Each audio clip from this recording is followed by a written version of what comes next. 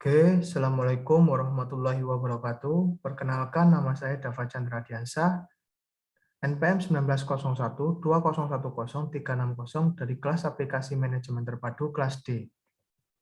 Di sini saya akan menjelaskan mengenai yang pertama adalah 5 tahapan dari fungsi manajemen manufaktur, yang kedua adalah siklus atau proses penjualan dengan transaksi tunai dan kredit, dan yang terakhir adalah pencatatan laporan keuangan perusahaan atas transaksi yang telah dilakukan sebelumnya.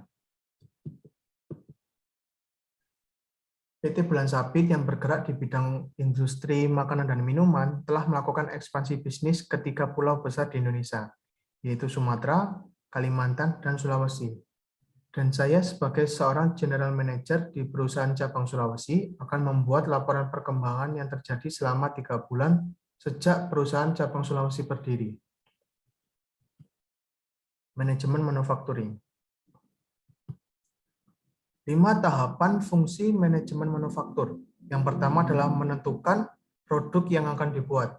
Pada tahapan ini, produsen telah menetapkan dan juga memikirkan produk apa saja yang akan diproduksi.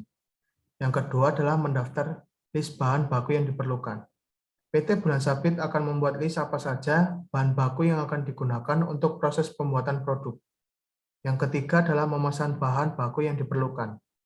Setelah membuat list bahan baku yang diperlukan, maka PT Bulan Sabit melakukan pemesanan kepada supplier yang sudah berlangganan oleh perusahaan. Yang keempat adalah mendata dalam inventory bahan baku yang dipesan. PT Bulan Sabit melakukan pemasukan data barang yang telah dipesannya kepada supplier ke aplikasi metode persediaan.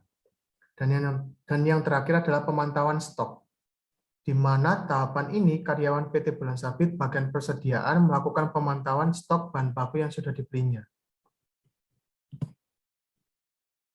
Manajemen persediaan PT Bulan Sabit. Pada manajemen persediaan yang mengisi stok persediaan makanan dan minuman yang ada pada PT Bulan Sabit, di sini perusahaan menggunakan OpenERP atau Odoo, di mana Odoo adalah paket aplikasi bisnis open source. Dengan menggunakan aplikasi ini, perusahaan sangat terbantu dalam memasukkan persediaan makanan dan juga minuman yang ada pada PT Bulan Sabit. Untuk langkah pertamanya yaitu kita klik Google, lalu kita tulis Odoo. Setelah kita klik Odoo, maka akan muncul tampilan awal aplikasi Odoo. Lalu kita cari yang operation. Setelah itu kita klik inventory. Setelah kita klik inventory, maka akan muncul tampilan seperti ini, lalu kita klik produk. Setelah kita klik produk, maka akan muncul tampilan seperti ini, lalu kita klik create. Setelah kita klik create, maka akan muncul tampilan general. Untuk memasukkan nama barang yang tersedia, contohnya adalah minuman Pocari Sweat, di mana pada tahapan ini, staf inventaris perusahaan perlu memasukkan beberapa data mengenai barang persediaan tersebut. Langkah awalnya adalah mengisi data informasi umum atau general information. Pada data umum ini, terdapat pilihan tipe persediaannya, harga jual barang yang dimasukkan, atau Pocari Sweat sebagai contoh tersebut. Harga tersebut adalah harga per kardus atau per pak barang dan juga biaya yang telah dikeluarkan perusahaan dalam pembuatan produk tersebut. Setelah memasukkan biaya, maka lanjut untuk mengisi produk kategori, kemudian internal referensi atau kode barang yang telah dibuat oleh PT Bulan Sabit untuk persediaannya. Setelah mengisi informasi umum, maka lanjut untuk mengisi data inventory-nya, yaitu mengenai berat barang persatuan yang disediakan, yaitu per kardus atau per paknya, volume, dan juga customer lead time, di mana customer lead time ini adalah waktu yang dibutuhkan oleh PT Bulan Sabit untuk mengirimkan barangnya ke konsumen. Setelah data terisi semua, maka klik Save untuk menyimpan data.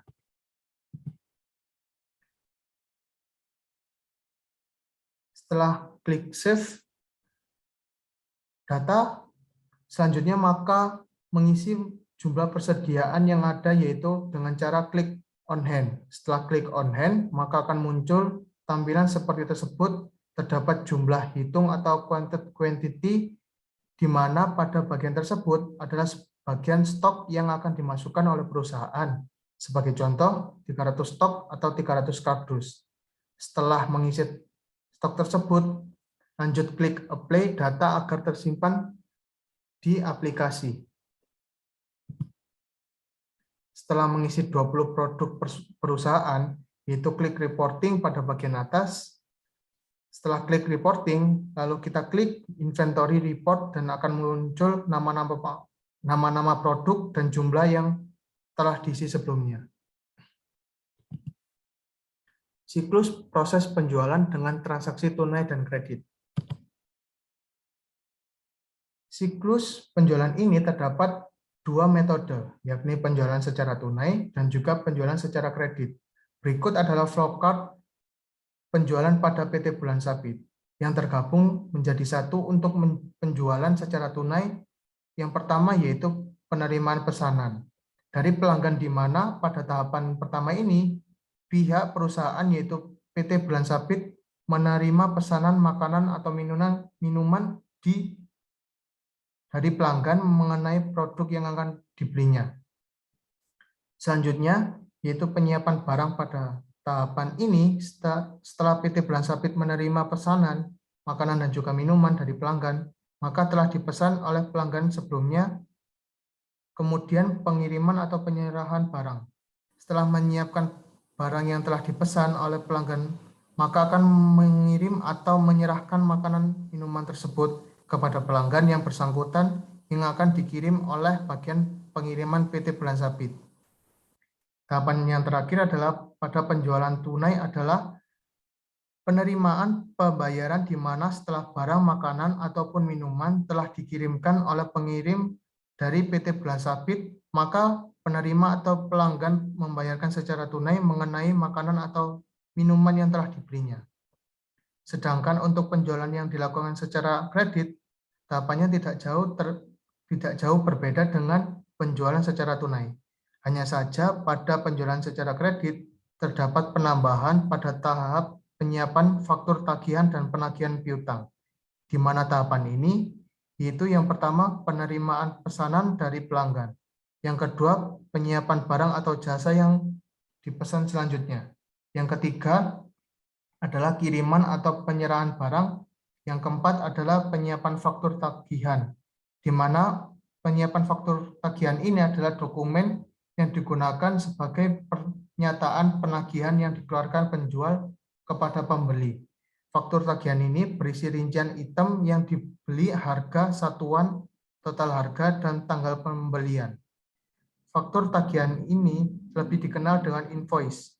Umumnya faktur tagihan dibuat dalam 3 rangkap. Lembar pertama diperuntukkan bagi pembeli bila telah melunasi tagihan. Lembar kedua yaitu salinan untuk arsip bagian penjualan. Lembar ketiga digunakan sebagai laporan keuangan. Lembar faktur tagihan ini sebagai bukti penjualan melalui kredit. Tahapan selanjutnya yaitu penagihan piutang. Penagihan piutang merupakan tagihan kepada pembeli yang telah membeli makanan atau minuman pada PT Bulan Sabit.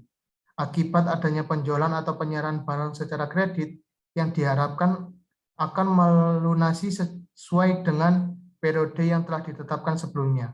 Dan tahapan yang terakhir sama seperti penjualan secara tunai, yakni penerimaan pembiayaan atau pembayaran. Pencatatan laporan keuangan perusahaan. Pencatatan laporan keuangan pada PT Bulan Sabit untuk memasukkan mengenai laporan keuangan pada PT Bulan Sabit. Seorang akuntan pada perusahaan memerlukan aplikasi Odoo dalam bidang keuangan. Tahap awalnya yaitu klik accounting, kemudian klik reporting, lalu kita klik yang profit and loss untuk membuat laporan laba rugi pada PT Bulan Sabit. Setelah kita klik profit and loss, akuntan memilih PDF atau Excel dalam memasukkan data keuangan PT Bulan Sabit. Pada tahapan ini, saya memilih PDF dalam mengisi data laporan rugi, laba dan rugi perusahaan. Setelah klik PDF, maka otomatis akan mendownload form PDF. Setelah form PDF telah didownload, form tersebut berisi mengenai data seperti pada gambar tersebut. Jadi seorang akuntan tinggal memasukkan data-data keuangan yang ada selama 3 bulan setelah berdirinya perusahaan cabang Sulawesi. Diperoleh pendapatan sebesar 1,5 M, total pendapatan sebesar 372 juta, total pengeluaran sebesar 383 juta, dan diperoleh laba bersih sebesar 745 juta rupiah. Terima kasih atas perhatiannya. Mohon maaf jika banyak salah kata. Wassalamualaikum warahmatullahi wabarakatuh.